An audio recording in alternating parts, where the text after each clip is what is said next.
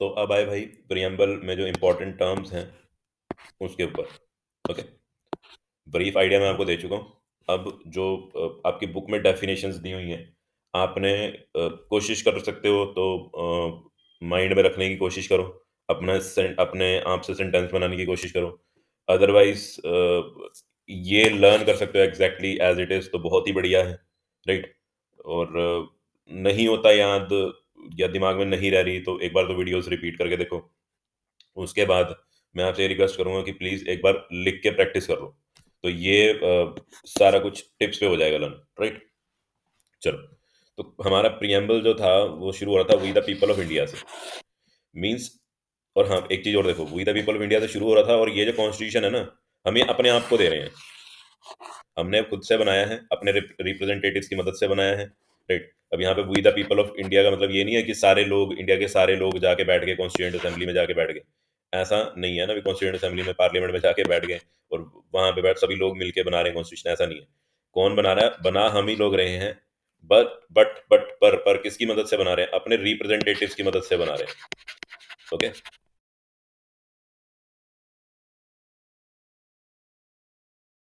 We the people of India का मतलब है कि people of India are making the constitution, but through their representatives. Okay, कहानी समझ में आई? और एक चीज और, जब उसने क्लियर कट कह ही दिया कि वी द पीपल ऑफ, है ना, we the people of India, हम भारत के लोग कर रहे हैं, ये कर रहे हैं, वो कर रहे हैं, बना रहे हैं इसको, है ना, इसको इसके जो भी पॉइंट्स हैं वो हम ड्रॉ कर रहे हैं, इकट्ठे कर रहे हैं, ड्रॉ करने मतलब इकट्ठे कर रहे हैं, है ना, इसमें जो भी पॉइंट्स हैं वो हम ड्रॉप कर रहे हैं, है ना, इसको इनएक्ट अडॉप्ट वगैरह सब हम खुद से कर रहे हैं ना, अपनी अपनी मर्जी से कर रहे हैं। तो इसका मतलब एक और भी बात, इसका एक और भी मतलब है, इसका एक और भी लिंक है कि ये जो कॉन्स्टिट्यूशन हम बना रहे हैं, the constitution of India that we are making, वो हमें किसी राजा ने या किसी रानी ने या किसी फॉरेन अथॉरिटी ने नहीं दिया है। It is not being handed down to us by any king और मोनार्क और एनी डिक्टेटर और any autocratic person. Got it? ये चीज आपको क्लियर होनी चाहिए। एंड वन मोर थिंग, अगर ये कॉन्स्टिट्यूशन हम बना रहे हैं, है ना, हम खुद से पॉइंट इकट्ठे कर रहे हैं, हम अपना कॉन्स्टिट्यूशन खुद से इनैक्ट कर रहे हैं, मींस हमारा कॉन्स्टिट्यूशन पावर कहाँ से डिराइव कर रहा है, आइडियोलॉजी कहाँ से डिराइव कर रहा है, थॉट प्रोसेस कहाँ से डिराइव कर रहा है? हम भारत के लोगों से ही अपना सारा थॉट प्रोसेस डिराइव कर रहा है। So what is the source of inspiration for the preamble, right? What is the source of power for the preamble और the constitution? It is us, we the people of India, right. इतनी कहानी समझ में आई? तो चलो अब इसकी definition देखते हैं।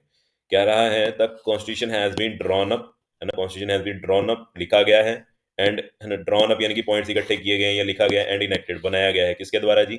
Bye the people of, by the people, right. जो कॉन्स्टिट्यूशन है, आई रिपीट, गड़बड़ को टाला मत कर देना। We the people of India जो टर्म है, उसका मीनिंग क्या है कि जो कॉन्स्टिट्यूशन है has been drawn up and enacted by the people, उसके जो जितने भी पॉइंट्स हमने ड्रॉप किए हैं, इकट्ठे किए हैं, और जो हमने ये कॉन्स्टिट्यूशन इनेक्ट किया है, बनाया है, वो किसने बनाया है? हम लोगों ने बनाया, लोगों के द्वारा बनाया गया जो कॉन्स्टिट्यूशन है।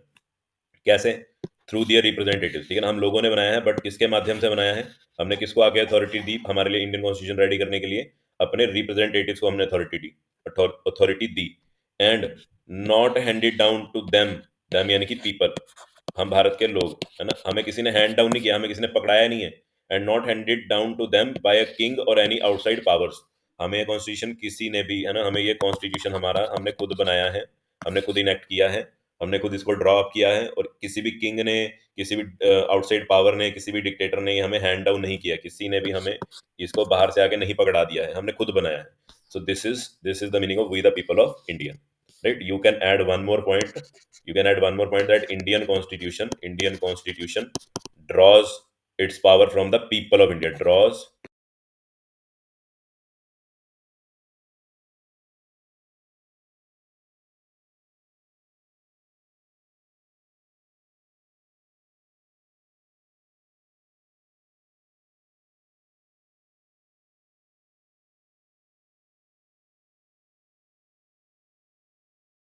Alright, so this point is also valid. Okay, एक तो ये पॉइंट हो गया जो उसने लिखा हुआ है, बुक में लिखा हुआ। You can add one more point two this. ये इसलिए करवा रहा हूँ क्योंकि हायर क्लासेस में अगर आप में से कोई किसी स्टूडेंट ने ह्यूमैनिटीज लेनी है, तो वहां पे आपको ये पॉइंट क्लियर रहेगा पहले से ही, right. So this is an additional help from my side. चलो, नहीं लिखना कोई बात नहीं, नहीं लिखना तो कोई बात नहीं, it is not a compulsion. I just wanted to give you an extra point. Next important term is sovereign. Right. Sovereign का मीनिंग होता है जी इंडिपेंडेंट, बेसिक मीनिंग जो होता है independent. And if you are sovereign or I am sovereign, if any other person is sovereign, मतलब कि वो आजाद है, उसके ऊपर किसी का कोई बर्डन नहीं है, right. If a person is, if I call a person is sovereign, है ना, is a sovereign personality means भी उसके ऊपर कोई भी जोर आजमाइश लगा लो, कोई भी जोर लगा लो, उसके ऊपर कोई भी दबाव डालो, वो किसी के प्रेशर में दबेगा नहीं, वो अपनी मर्जी का ही सब कुछ करेगा। So this is the meaning of sovereign. No external power or pressure can influence this person. Okay. वैसे ही अगर किसी देश के लिए यूज करोगे सोवरन, तो अपने आप समझ जाना कि एक ऐसा देश है जो अपने डिसीजंस खुद लेगा, है ना। अगर अगर कोई कंट्री है, if there is a country, अगर वो कंट्री सोवरन है, अगर हम भारत देश को सोवरन बोल रहे हैं, तो उसका एक ही मीनिंग है कि भारत देश अपने फैसले खुद लेगा, अपने डिसीजंस खुद लेगा, उसके ऊपर किसी भी एक्सटर्नल पावर का, एक्सटर्नल फोर्स का, एक्सटर्नल कंट्री का, है ना, प्रेशर अगर आएगा, तो वो उस प्रेशर में अपने डिसीजंस चेंज कभी भी नहीं करेगा। our country is sovereign, our Indian country is sovereign, and in the presence of any external force or compulsion or pressure or power, we will not change our decisions. हमारे decision सोनली हमारे हमारी thinking के ऊपर है, हमारे ऊपर है, हमने लेने हैं। And if some external country, let us say America or Russia, tries to influence us, we will not come under their influence. We have the sole right to take our own decisions by ourselves. Okay, so this is the meaning of sovereign.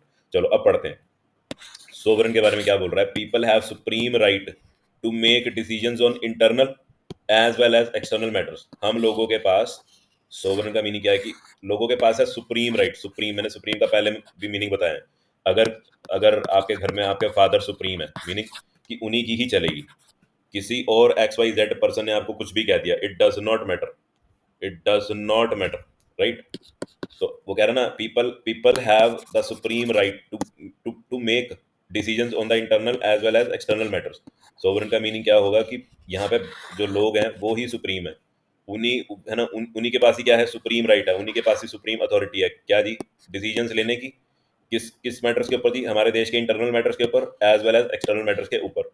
No external power, कोई भी external power can dictate the government of India, कोई भी external power dictate नहीं करेगी। Dictate होता है ना, भी अगर कोई अपनी अपनी टर्म्स डिक्टेट कर रहा है, यानी कि वो हमारे ऊपर अपनी टर्म्स थोप रहा है, राइट। तो no external power can dictate the government of India, कोई भी external power government of India के ऊपर अपनी टर्म्स डिक्टेट नहीं कर सकती, अपनी टर्म्स थोप नहीं सकती। सो this is the meaning of sovereign. I hope पहले जो मैंने सिंपल वो एक्सप्लेनेशन दी है वो आपको समझ में आई होगी, और उसके बाद आपको सोवरन की डेफिनेशन लर्न करने में भी इजीनेस हो जाएगी, राइट, आपको ईज हो जाएगी। Okay, so we the people of India is done, sovereign is done. Okay, चलो जी, अब आए हम सोशलिस्ट टर्म के ऊपर। सोशलिस्ट टर्म बेटा जी रशियन रेवोल्यूशन से ली गई है। ओके, आई रिपीट, सोशलिस्ट जो वर्ड है या टर्म है, या मैं बोलूँ सोशलिज्म, सोशलिज्म, ये जो टर्म है रशियन रेवोल्यूशन से आई है। ओके, अब इसका मीनिंग क्या है, सोशलिज्म का मीनिंग है, तो बहुत ही सिंपल सा मीनिंग है। पहला मीनिंग बहुत ही सिंपल है कि आपके देश में जितनी भी प्रॉपर्टी है, प्रॉपर्टी मतलब कि लैंड, जितनी भी इंडस्ट्रीज हैं, राइट, जितने भी स्कूल्स हैं, कॉलेजेस हैं, राइट, रोड का काम है, सड़क का काम है, पानी का काम है ना, बिजली का काम है, कोई भी काम है, सारे काम, सारे काम, सारी सारी अथॉरिटी, सारी पावर किसके हाथ में होगी, सरकार के हाथ में होगी। सारा कंट्रोल किसके हाथ में होगा, सरकार के हाथ में होगा, गवर्नमेंट ऑफ इंडिया के हाथ में होगा इन सभी चीजों का कंट्रोल, राइट। यानी कि जितने भी इंस्टीट्यूशंस हैं हमारे देश में, उन सभी इंस्टीट्यूशंस की लगाम किसके हाथ में होगी, सरकार के हाथ में होगी। सब कुछ मैनेज, है ना, बिजली पानी सड़क सब कौन मैनेज कर रहा होगा, अस्पताल स्कूल कॉलेज सब कौन मैनेज कर रहा होगा, गवर्नमेंट ऑफ इंडिया मैनेज कर रही होगी, राइट। ओके, कहानी समझ में आई। तो अब सरकार क्यों मैनेज करेगी जी, सरकार के सिर पे क्या भूत सवार हुआ कि वो सारा कुछ रेगुलेट करेगी, है ना, सवाल है एक। देखो, अच्छा, फिर इसका इसी से एक और सवाल भी है कि फिर हम सोशलिस्ट की जगह हम कैपिटलिस्ट क्यों नहीं है। इसका एक आंसर इस क्वेश्चन में भी है कि हम सोशलिस्ट क्यों हैं, हम कैपिटलिस्ट क्यों नहीं। देखो, एक बड़ा सिंपल सिंपल सा आंसर है, बड़ा ही सीधा सच्चा सा आंसर है कि अगर कैपिटलिस्ट होता ना हमारा देश, तो हमारे देश में जितने भी कैपिटलिस्ट होते वो सिर्फ अपने फायदे के बारे में सोचते, वो लोगों के फायदे के बारे में बिल्कुल भी नहीं सोचते, है ना। इसके बारे में तो काफी बच्चों को आइडिया भी होगा कि कैपिटलिस्ट कैसे होते हैं ना, वो मनी माइंडेड होते हैं, वो अपना प्रॉफिट पहले रखते हैं, किसी और के फायदे के बारे में बहुत बाद में सोचते हैं, या सोचते ही नहीं है। अब अ, अगर ऐसा होता हमारा देश, कैपिटलिस्ट होता हमारा देश, तो क्या बिजली पानी, ये वाली जो व्यवस्थाएं हैं, स्कूल्स हैं, सरकारी स्कूल है या सरकारी कॉलेज है या सरकारी हॉस्पिटल है, कुछ भी सरकारी क्लिनिक है ना, अगर अगर ये सब क्या होते, प्राइवेट होते, सारे के सारे ये जो इंस्टीट्यूट है सारे के सारे प्राइवेट होते, तो आपको नहीं लगता कि हमारे देश में जो महंगाई है, जो इन्फ्लेशन है ना, जो महंगाई है ना, प्राइस राइस है, वो क्या होता, बहुत ज्यादा होता अगर सारा कुछ प्राइवेट हाथों में होता तो, है ना। और हमारा देश वैसे ही बैकवर्ड है, हमारा देश वैसे इकोनॉमिकली इतना स्टेबल नहीं है, वेल ऑफ नहीं है, सारे के सारे लोग यहाँ पे अभी भी इतने वेल ऑफ नहीं है, राइट। तो अगर सारा कुछ प्राइवेट हो जाता तो आपको लगता है कि जो इतने सारे जो लोग हैं हमारे देश के, है ना, 140-45 करोड़ की जो जनता है हमारे देश की, है ना, क्या वो सर्वाइव कर पाती? क्या उनको बिजली, पानी, सड़क, अस्पताल, स्कूल, एजुकेशन वगैरह मिल पाता क्या उनको, अगर सारा कुछ प्राइवेट होता तो? है ना। आप, आई होप अब आप क्लियर कट आंसर बोलोगे कि सर नहीं, ऐसा तो बिल्कुल भी नहीं हो पाता, राइट। तो इसीलिए हमने कैपिटलिज्म छोड़ के क्या अपनाया है, कौन सा कंसेप्ट अपनाया है, हमने सोशलिज्म का कंसेप्ट अपनाया है। क्योंकि जो देश की सरकार होगी वो तो देश के लोगों की भलाई के बारे में, है ना, सोचेगी ही सोचेगी, राइट। वो तो लोगों के वेलफेयर के बारे में सोचेगी ही सोचेगी। आई बात समझ? इसलिए we are a socialist country, we are not a capitalist country, because अगर सरकार के हाथ में कंट्रोल रहेगा तो वो चीजें सस्ते दाम पे, है ना, कम प्राइस पे लोगों को मुहैया करा पाएगी, लोगों को दे पाएगी, है ना। वो लोगों के वेलफेयर के बारे में सोच रही होगी, सोचती होगी या सोचेगी या उस पर काम करेगी। Okay, that is why we are a socialist nation. I hope this thing is clear to you. अब आपकी बुक में एक लाइन लिखी है, आप उसको क्रैम करो पहले तो, let me come to that line. एक लाइन ये लिखी है जो आपकी बुक में, ये लगा लो फालतू में लिखी हुई है, लिखनी तो नहीं चाहिए थी, आपको इसको क्रैम करना है, कुछ भी करो इसको क्रैम करो। अब इसका मीनिंग समझो पहले। Wealth is generated socially and should be shared equally by society. जो भी वेल्थ है, जो भी कमाई है ना, देश जो भी कमाई करेगा, जो भी वेल्थ देश जनरेट करेगा, जितनी भी हमारे देश की जीडीपी होगी, है ना, ग्रोस डोमेस्टिक प्रोडक्ट होगा, जो भी हमारे देश की इनकम होगी, वो कैसे जनरेट होगी जी? सोशली जनरेट होगी। यानी कि पूरा समाज, पूरा देश मिलके क्या जनरेट करेगा? भारत देश के लिए पैसा जनरेट करेगा, है ना, कमाई जनरेट करेगा, रिसोर्सेज जनरेट करेंगे। और फिर इसी वेल्थ को, इसी रिसोर्सेज को, इसी कमाई को क्या होगा जी? Should be shared equally by the society. फिर ये जो वेल्थ जो जनरेट हुई है, जो पूरे समाज ने मिलके जो वेल्थ जनरेट की है, भले किसी ने कम काम किया हो, भले किसी ने ज्यादा काम किया हो, वो वेल्थ सोसाइटी में इक्वली डिस्ट्रीब्यूट होगी, वो वेल्थ सोसाइटी इक्वली शेयर करेगी, उसमें सभी का हिस्सा, सभी का शेयर क्या होगा? इक्वल होगा। ओके, तो दिस इज अ लाइन, ये फालतू की एक लाइन है, मैं इससे एग्री नहीं करता। This is not the concept of socialism, right. आप लिखना चाहते हो तो लिख लेना, मेरी तरफ से तो भैया मैं तो इसको ना बोलूंगा भाई, मत लिखना, गलत है। एनसीईआरटी में ये लाइन गलत लिखी हुई है, राइट। क्रैम कर सकते हो तो कर लो, मैडम की आंखों में अच्छा बच्चा बनना है ना, टॉप का बच्चा बनना है तो लिख लेना, रट्टा मार के लिख लेना, खुश हो जाएगी मैडम, है ना। क्या देगी वो? चीजी देगी तुम्हें। ठीक है, चलो आगे। Main point, government should regulate the ownership of land and industry. जो भी रेगुलेशन है, जो भी कंट्रोल है, किसके हाथ में होगा जी? सरकार के हाथ में होगा। चाहे लैंड की ओनरशिप हो, वो भी किसके हाथ में होगी? सरकार के हाथ में होगी। और जो इंडस्ट्री की ओनरशिप है, मालिकाना हक है जो इंडस्ट्री का, वो भी किसका होगा? गवर्नमेंट का होगा, है ना। अब वो गवर्नमेंट, अब ये सारा कुछ इंडस्ट्री, लैंड, वाटर, एयर, सब गवर्नमेंट क्यों रेगुलेट करेगी? इसलिए रेगुलेट करेगी क्योंकि उसने क्या करना है? To reduce socio economic inequalities. हमारे देश में जितनी भी असमानताएं प्रेजेंट हैं, जितने भी सोशल इनइक्वालिटीज प्रेजेंट हैं, जितनी भी इकोनॉमिक इनइक्वालिटीज प्रेजेंट हैं, उनको कम करने की कोशिश करेगी। सब कुछ अपने हाथ में लेके, सब कुछ, सारा कंट्रोल अपने हाथ में लेके ये सब करने की कोशिश करेगी, इनइक्वालिटीज को दूर करने की कोशिश करेगी। अब इनइक्वालिटी होती क्या है जी? देखो, सोशल इनइक्वालिटी क्या है? आपने हिस्ट्री में एक टर्म पढ़ी होगी, कास्टिज्म चलता था हमारे देश में बहुत ज्यादा पास्ट में, है ना। तो उसके कारण क्या हुआ? कुछ सर्टेन ग्रुप्स, कुछ सर्टेन कम्युनिटीज क्या रहेगी? पीछे रहेगी, वो इकोनॉमिकली ग्रो नहीं कर पाए, राइट। उनको एजुकेशन नहीं मिल पाई, उनको बेटर प्रिविलेजेस, है ना, बेटर जो स्टैंड है सोसाइटी में वो नहीं मिल पाया, राइट। तो उसके कारण वो पीछे रह गए, दीज कास्ट डिफरेंसेस के कारण वो पीछे रह गए। अब एक एक ग्रुप तो ग्रो कर गया, दूसरा ग्रुप नीचे रह गया, तो ये इनइक्वालिटी नहीं हुई? Isn't this an inequality? दूसरे ग्रुप को नहीं बराबर का मौका मिलना चाहिए था ग्रो करने का, है ना। तो ये सब हमारे समाज में हो रहा है ना, ये सामाजिक असमानता है। तो इसको दूर करने के लिए, यानी कि जितनी भी हमारे देश में बैकवर्ड क्लासेस हैं, या शेड्यूल कास्ट लोग हैं, या शेड्यूल ट्राइब लोग हैं, जो हिस्टोरिकल इम्पैक्ट के कारण, है ना, जितने भी पास्ट में हमने गलत काम किए उनके कारण जो पीछे रह गए थे, उनको आगे लाने का काम किसका है? जिस सरकार का है। ओके, अब इकोनॉमिक इनइक्वालिटी भी समझ लो। इकोनॉमिक इनइक्वालिटी भैया, एक बंदा है जैसे मान ली, वो बड़ा कुछ कमा रहा है ना, और आपने ये खबर भी सुनी होगी कि देश के सिर्फ 10% लोगों के पास देश की 90% कमाई है। 10% अमीर लोगों के पास देश का 90% पैसा है, और 10% लोगों के पास, है ना, सॉरी, 90% लोगों के पास सिर्फ और सिर्फ देश की 10% कमाई है। इतना ह्यूज इकोनॉमिक डिफरेंस है ये। तो ये दूर करने का काम कौन करेगा? कौन कौन कौन ट्राई करेगा कि भैया सिर्फ अंबानी अडानी ही अमीर ना हो हमारे देश में, बाकी लोग भी अमीर हो, उनके हाथ में भी पैसा हो? तो ये कौन ट्राई करने वाला है? ये कोई कैपिटलिस्ट तो ट्राई करने नहीं वाला। क्यों जी, ये कोई कैपिटलिस्ट तो ट्राई करने नहीं वाला, ये कौन ट्राई करने वाला है? सरकार, एक सोशलिस्ट सरकार ही ट्राई करने वाली है। I hope now you got the meaning of socialism clear, right? Government should regulate the ownership of land and industry to reduce socio economic inequalities. This is the meaning, true meaning of socialism. Okay, चलो आगे चलते हैं। अब आए हम अगली term secular पे। देखो सेकुलर का मीनिंग मैंने पहले भी बताया था कि जो हमारे देश की सरकार है, गवर्नमेंट है, वो किसी भी रिलीजन को फेवर नहीं करेगी, किसी भी रिलीजन को या किसी भी रिलीजियस ग्रुप को फेवर कभी भी नहीं करेगी, कभी भी फेवर नहीं करेगी, राइट? और क्या समझेगी? सभी सभी रिलीजन्स को इक्वल समझेगी कि Hindus have equal rights as compare to the Muslims and as compare to the Christians as compare to the Sikhs. Okay, this is the meaning of secular. Got it? ये मैंने आपको meaning बताया था। हमारी कोई भी ऑफिशियल रिलीजन मतलब कि अगर कोई भी चीज ऑफिशियल है, अगर कोई भी चीज ऑफिशियल है मीन सरकार की ड्यूटी है उसको मेंटेन करना, उसको संभाल के रखना। अगर कोई भी चीज ऑफिशियल हो रही है हमारे देश में तो ओके, समझे? मेरी बात समझ में आ रही है? अगर अगर हमारे देश में कोई भी चीज ऑफिशियल है, अगर मैं बोलूं what is the official game of India, है ना, कई लोग जवाब देते हैं हॉकी, राइट? ऐसा ऐसी कोई भी गेम नहीं है। ऐसी अगर हॉकी, अगर ऐसी गेम होती, ऑफिशियल ऑफिशियल गेम होती, तो भारत सरकार बढ़ चढ़ के कोशिश करती कि हॉकी को बचाना है, हॉकी को टॉप लेवल पे लेके जाना ही जाना है। समझे मेरी बात? राइट? तो there is no such thing as official game of India, right? उसी तरह से हमारी कोई भी ऑफिशियल रिलीजन नहीं है, हमारे देश की कोई भी ऑफिशियल रिलीजन नहीं है। अगर हमारे देश की कोई रिलीजन होती और वो ऑफिशियल होती, यानी कि सरकार की ड्यूटी थी फिर उसको बढ़ावा देने की, उसको फॉस्टर करने की। समझे?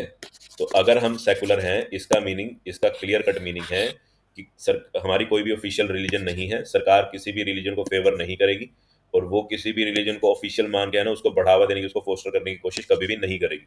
ऑलराइट? अब खुद सोचो, अगर ऐसा होने लग जाए, अगर सरकार किसी किसी रिलीजन को ऑफिशियल करार कर दे और फिर उसको बढ़ावा देना शुरू कर दे, तो इससे होगा क्या? खुद सोचो। इससे हमारे देश में राइट्स शुरू हो जाएंगे, राइट? अदर पीपल, अदर जो माइनॉरिटीज हैं, दे वुड फील लाइक कि दे आर सफोकेटिंग, है ना, उनको आगे बढ़ने का मौका मिल ही नहीं पाएगा। We will kill their freedom, we will kill their sovereignty, we will kill their liberty if we if our government does something like this। Okay, चलो अब मीनिंग, अब इसका मीनिंग पढ़ते हैं। देखो आसान हो गया। सेकुलर का मीनिंग क्या बोल रहा है? Citizens have complete freedom to follow any religion. Citizens के पास कंप्लीट फ्रीडम है कि वो किसी भी रिलीजन को फॉलो कर सकते हैं, उनके ऊपर कोई भी प्रेशर नहीं डाल सकता कि तू हिंदू बन जाए, या तू मुसलमान बन जाए, या तू क्रिश्चियन बन जाए, या तू सिख बन जाए। ऐसा कोई भी प्रेशर हमारे देश के लोगों के ऊपर नहीं है, राइट? हम कोई भी रिलीजन फॉलो कर सकते हैं, but there is no official religion. पर कोई भी सरकारी रिलीजन नहीं है हमारे देश में। ओके, सरकार किसी किसी किसी भी रिलीजन को ऑफिशियल नहीं मानती। Government treats all religious believes and practices with equal respect. Government treats all religious believes and practices with equal respect. Alright? देखो, आप ये वाला पॉइंट छोड़ सकते हो अगर आपने ये पॉइंट छोड़ना है तो, बट ये दो पॉइंट बहुत इंपॉर्टेंट है, और आप इस पॉइंट को छोटा कर लो। Government treats all religions with equal respect. All religions, है ना, इसकी जगह आप क्या लिख लो? इतने पार्ट की जगह आप ऐसे लिख लो, government treats all religions with equal respect. Okay, I hope this thing is clear to you. चलो अब आए हम डेमोक्रेटिक को। देखो, मैंने पिछली बार डेमोक्रेटिक का मीनिंग बताया था कि हमने कोई इतनी तोप चीजें नहीं लर्न करनी डेमोक्रेटिक से रिलेटेड। वैसे तो डेमोक्रेसी या डेमोक्रेटिक देश के 16 अलग अलग मतलब हैं, 16 तरह के अलग अलग मतलब हैं डेमोक्रेसी के, राइट? बट हम 9th क्लास के हिसाब से पढ़ रहे हैं, तो 9th क्लास के हिसाब से बस आपको एक ही चीज लर्न करनी है। डेमोक्रेटिक का मीनिंग क्या है? अ फॉर्म ऑफ गवर्नमेंट, एक गवर्नमेंट का ऐसा रूप वेयर पीपल, जहाँ पे लोग इलेक्ट दियर रूलर्स, क्या करते हैं जी? अपने रूलर्स को इलेक्ट करते हैं। मैंने यही बोला था, आप इतना ही याद करना। एंड होल्ड देम अकाउंटेबल, और उन्हें क्या ठहराते हैं जी? जिम्मेदार ठहराते हैं कि भैया हमने तो आपको रिप्रेजेंटेटिव बनाया था। अकाउंटेबल का मीनिंग समझा रहा हूँ, ध्यान देना कि हमने तो आपको रिप्रेजेंटेटिव बनाया था, आप हमारे लिए अच्छे अच्छे लॉज बनाओगे, अच्छे अच्छे कानून बनाओगे, आप हमें अच्छी अच्छी फैसिलिटीज दोगे, सर्विसेज दोगे, राइट? और अगर आप नहीं दोगे तो जय श्री राम, अगली बार, है ना, दूसरी सरकार। ओके, समझे? तो डेमोक्रेटिक डेमोक्रेटिक गवर्नमेंट का या डेमोक्रेसी का अभी आपने 9th क्लास के हिसाब से बस इतना ही मीनिंग याद रखना है कि हम कि क्या होगा? डेमोक्रेटिक फॉर्म ऑफ गवर्नमेंट होगी जहाँ पे लोग क्या करेंगे जी? अपने रूलर्स को, यानी कि रिप्रेजेंटेटिव्स को इलेक्ट करेंगे, और उनको उनको ही जिम्मेदार ठहराएंगे, उनको ही अकाउंटेबल ठहराएंगे, है ना, हमारे लिए अच्छे अच्छे लॉज बनाने का। अगर बना पाए तो ठीक, नहीं बना पाए तो हम उन्हें अकाउंटेबल ठहराएंगे। ओके,